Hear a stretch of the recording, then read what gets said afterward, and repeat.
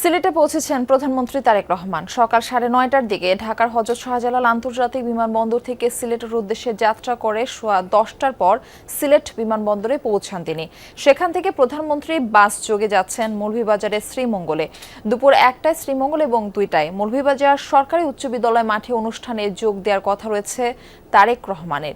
দিনব্যাপী সফরের মূল কর্মসূচি হিসেবে ফ্যামিলি কার্ড বিতরণ কার্যক্রম উদ্বোধন করবেন প্রধানমন্ত্রী। বিকেলে দুসাই রিসোর্টের উদ্দেশ্যে রওনা হবেন।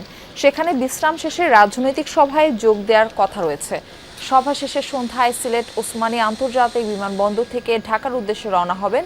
এদিকে প্রধানমন্ত্রীর সফর উপলক্ষে জেলা জুড়ে সব ধরনের প্রস্তুতি নেওয়া হয়েছে। জোরদার করা হয়েছে নিরাপত্তা ব্যবস্থা। নেতাকর্মীরা উচ্ছ্বসিত।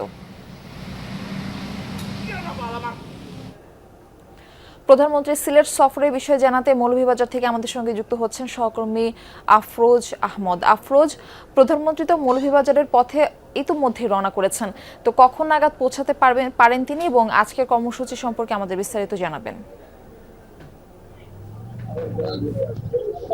মার্ফি, আমরা যেটুকু খবর পেয়েছি যে তিনি সিলেট থেকে সড়ক পথে আসছেন এবং মৌলভীবাজার যেহেতু দুটো প্রোগ্রাম, একটি হচ্ছে মৌলভীবাজার সরকারি উচ্চ বিদ্যালয় মাঠ এবং অন্যটি হচ্ছে শ্রীমঙ্গল ভিক্টোরিয়া উচ্চ বিদ্যালয় মাঠে। তো যেহেতু তিনি সিলেট থেকে রওনা দিয়েছেন মৌলভীবাজারের পথে, সেক্ষেত্রে আমরা আশা করছি যে ঘন্টার মধ্যেই তিনি মৌলভীবাজার শহর অতিক্রম করবেন এবং শ্রীমঙ্গলের প্রথম অনুষ্ঠানে যাবেন। এর মধ্যে কিন্তু অনেক নেতা কর্মী কিন্তু এসেছেন।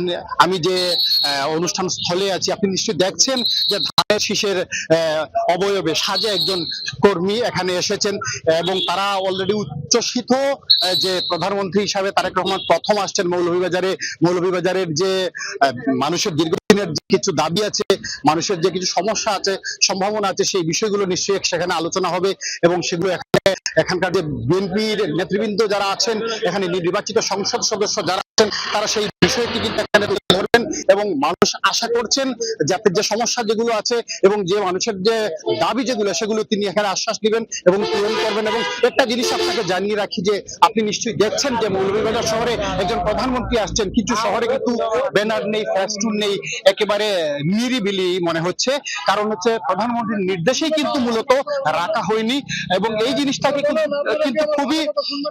কিন্তু খুবই ইতিবাচক ভাবে কিন্তু দেখছেন সাধারণ মানুষ। কারণ মানুষের যদি যে এই যে সংস্কৃতি যেটি ছিল ব্যানার ফেস্টুনের, সেটি অনেকটা খরুছে এবং এটা কিন্তু পরিবেশের জন্য ক্ষতিকর, যার কারণে এই যে পরিচ্ছন্ন একটা শহর এর যে আফরোজ, ধন্যবাদ যুক্ত হবার জন্য।